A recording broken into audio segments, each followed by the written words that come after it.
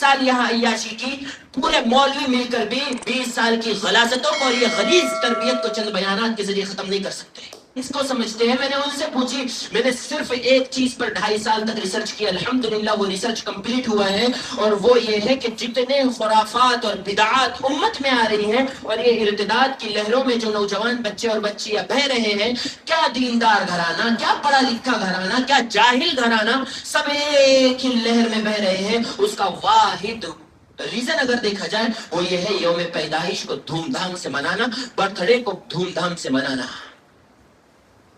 غور سے سننا، میں مثال دے رہا ہوں، اب بھی ذہن میں آئی یہ مثال. 5 سال کی بچی کا برتھ ڈے ہے، آپ نے 25 لوگوں کو دعوت دی، چھوٹے چھوٹے ننھے منھے معصوم بچے ہیں، کیک کٹ رہا ہے، تھالیاں بج رہی ہے، ہیپی برتھ ڈے بنایا جا رہا ہے، ہو گیا برتھ ڈے، گفٹ لے لیے، کیک ویک چوڑا چوڑا کھا کر کے چلے گئے اپنے گھر کو.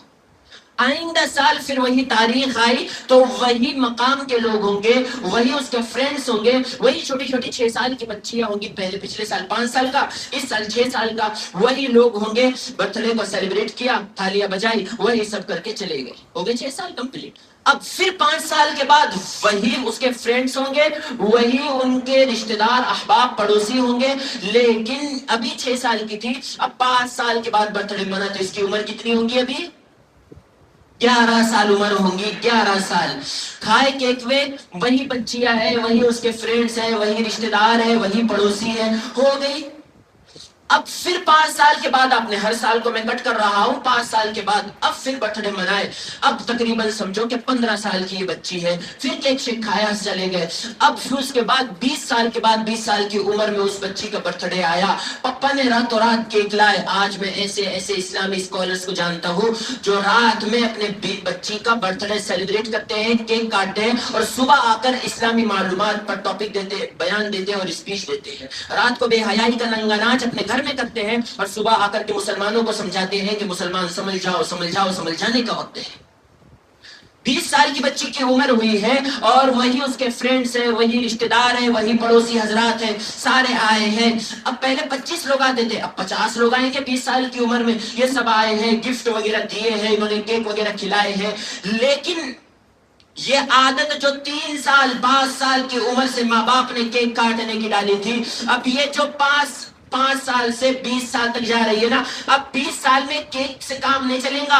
اب اس کا خود کا بوائے فرینڈ ہوگا، اس کی خود کی گرل فرینڈ ہوگی، اور وہ اس کو پارک میں لے جائیں گا، وہ اس کو ہوٹل میں لے جائیں گا. پھر آپ کسی مولوی سے شکایت کرو گے، آپ نے 20 سال یہاں عیاشی کی، پورے مولوی مل کر بھی 20 سال کی غلاظتوں کو اور یہ غلیظ تربیت کو چند بیانات کے ذریعے ختم نہیں کر سکتے. 20 سال کی غلاظتوں کو آپ یہ سوچتے ہو مولوی کھڑے ہو جائے، چندرپور کے ملا لوگ، اور 20 سال کی جو غلیظ تربیت ماں باپ نے دی ہے اور فادرز اینڈ مدرز نے دی ہے، مولوی صاحب کھڑے ہو کر جمعہ میں بٹے پر بیان کرے کہ 20 سال کی غلیظ تربیت کو آدھے گھنٹے کے بیان میں ختم کیا جا سکتا؟ بتائیں نا آپ. یہ مسلم معاشرہ جو بچپن سے تربیت ماں باپ دے رہے ہیں، اسی لیے میں بارہا کہتا ہوں، مائیں نیک ہوتی ہے نا، نیک بیوی کا ملنا یہ جنت کا دنیا میں مل جانا ہے. ماں جب نیک ہوتی ہے تو اولاد پھر ملا کرتی ہے. امام ربانی مجدد الف ثانی، آپ اٹھائے امام بخاری کی والدہ کا واقعہ، آپ اٹھائے خواجہ معین الدین چشتی اجمیری سنجری رحمت اللہ علیہ کی والدہ کا واقعہ، بایزید بسطامی کا واقعہ ہزاروں مرتبہ سنا چکا ہوں. جتنے دنیا کے کامیاب ترین انسان اور اللہ والے گزرے ہیں، ان کے پیچھے ان کی محنت کم ہے، ان کے ماں باپ کا ہاتھ زیادہ ہے.